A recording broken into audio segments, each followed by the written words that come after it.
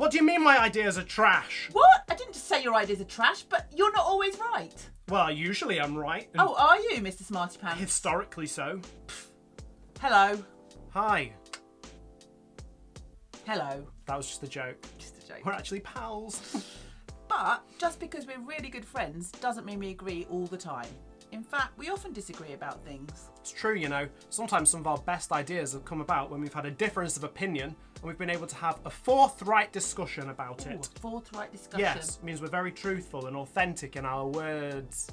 So, today we're going to be talking all about conflict. Brilliant! I've been practicing for a fight. What? Oh!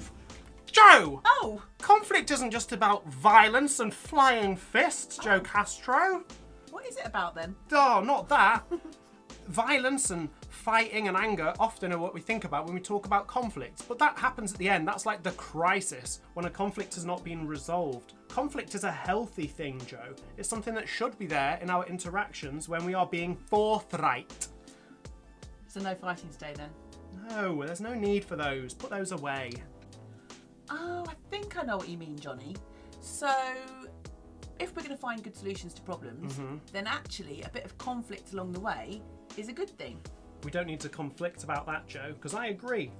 Sometimes, exactly as Joe says, finding the skills of dealing with conflict is really helpful for us in getting to a creative solution. I think we should have a look at some small ways we can practice that now. Let's do it. Boing!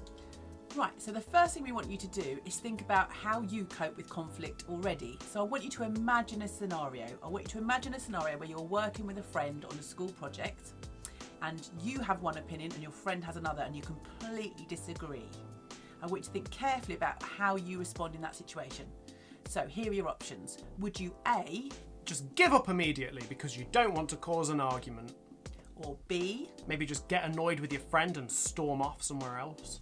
C, listen to your friend's idea, but stick with your own? Or D, listen to both ideas and see if you can maybe combine them? Well, let's think about that. What would you do? So, there was no right or wrong answer to that question, but what's important is that we understand how we respond in a conflict. And actually it's quite interesting because if I was in a conflict with my sister, for example, I might react really differently to being in conflict with a friend. You wouldn't punch her in the face, for example? I never punch anyone in the face, Johnny. She was only playing, allegedly. But for example, you might be the sort of person that conflict comes along and you hide away and you just think, oh, I can't deal with it, so I'll just let the other person have their way. But eventually that's not going to feel very good for you. But you also might be the sort of person that just, if someone disagrees with you, come out fighting, and then you know that maybe you always get your way, but you know that other people aren't getting what they want either. Or you might be someone who's already learnt the art of compromise and working out a situation.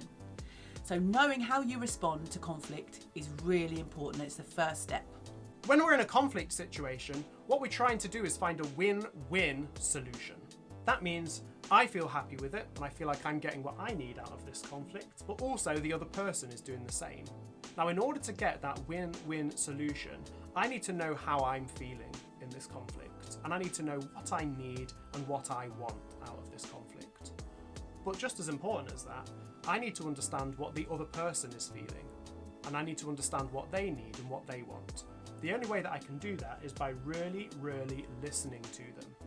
That way, we will find a win-win solution. Yeah, sounds great. Win-win solution. Is this name?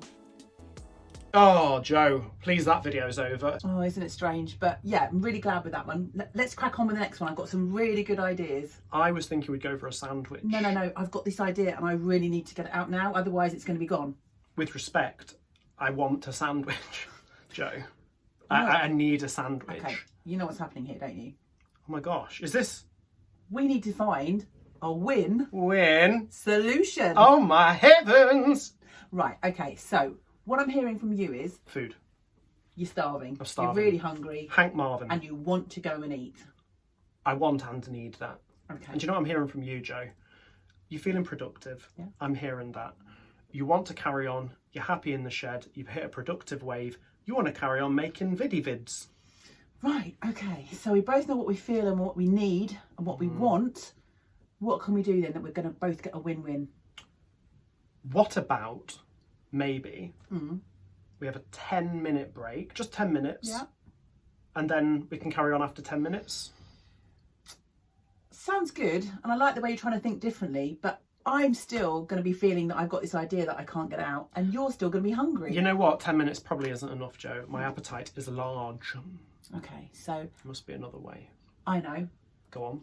Grab my notebook, grab my pen, we go to get a sandwich, and we talk about my ideas and your ideas while we're having lunch. Is this called a working lunch? A working lunch. That to me sounds like a win. Win? Sit. Another situation. Situation. Solution. Solution. Win-win solution. Let's go.